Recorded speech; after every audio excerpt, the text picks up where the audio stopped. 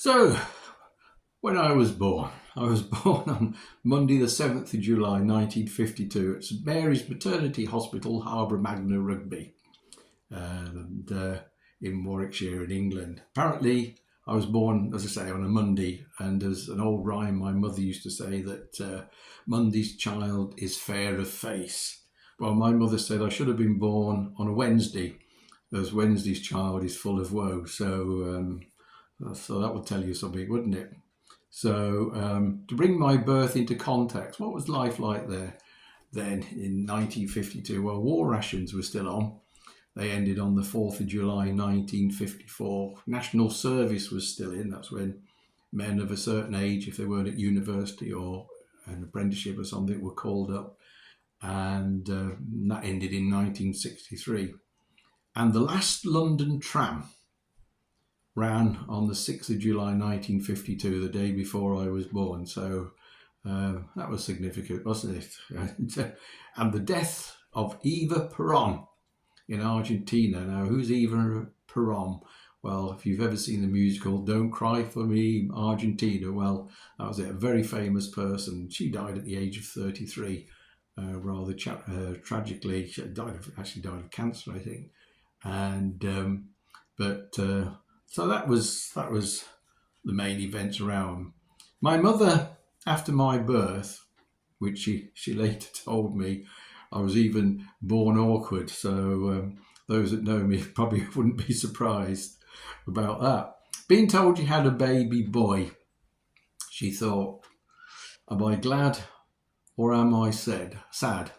She later found out, and she told me that she may have been sad, I don't know, but that's what she said. She would have loved to have had another girl. As I said, a sister 3 years older than me. My mum loved girls. And my mother didn't have a good relationship with her dad, Ted. And we should find out a bit more about him. But girls would have been sufficient. And if I'd have been a girl, she'd have been absolutely pleased. No, she didn't put dresses on me or anything like that. But there we go. Apparently the nurses called me the screamer and put me in a special room away from the other babies. Well, that was a good start again, wasn't it? We lived in what was known as a prefab home, a wartime austerity method of building homes for a family in Lee Crescent, Newbold, Rugby. Now, these prefabs, what they said, they were prefabricated, and so they just put the foundation in and put them up and everything. And I remember them. I think they were knocked down in the early 70s.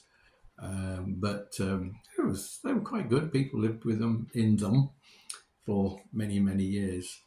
My dad was registered on the birth certificate as a window cleaner.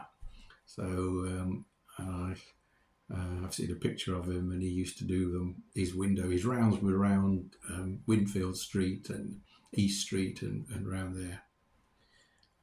Unlike my 3-year-old sister, who had bags of energy in abundance, apparently I was very laid back. Well, there's another surprise. Except I used to cry a lot. Apparently my mother, obsessed with keeping me warm, knitted some woolen vests for me. She later thought this could have been a reason for my continued crying. And to this day, I cannot abide wool round me.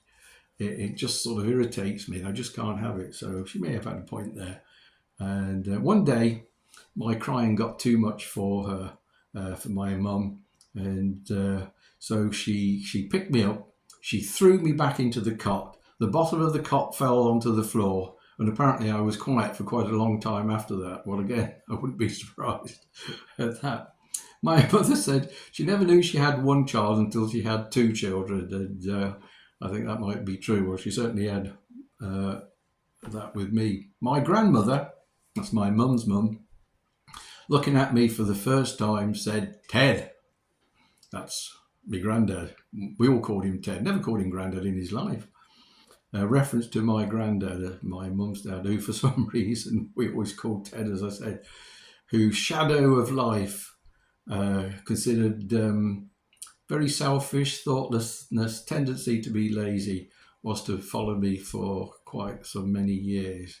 And I never had I'm fortunate to have two lovely grandsons, and had a great life with them, and hugged them and loved them and took them on journeys and everything else.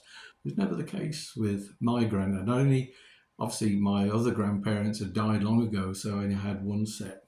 My grandmother was quite kind, although I remember her taking me uptown once and said to a friend, I'll have to buy him a present. And I thought, oh, that'd be nice. Well, she didn't. And- but my grandmother thought that I was spoiled by my mum. But the only reason she could see that is that my sister, you couldn't cuddle or anything. She was so full of energy, um, but my mum could cuddle me. And so she thought I was spoiled. So my grandmother took it upon herself not to spoil me. So I didn't get spoiled at all by grandparents. But she lived till 1963, as I said previously, and we used to go down a house and everything. So uh, not too bad, but not a close relationship. Still, as I say, I consider myself to have been blessed and privileged to have had two parents who love the Lord. We don't choose our parents; they're just how we came. But I was blessed to have two parents who loved the Lord and was birthed into a family like that. And for that, I'm forever grateful and thankful.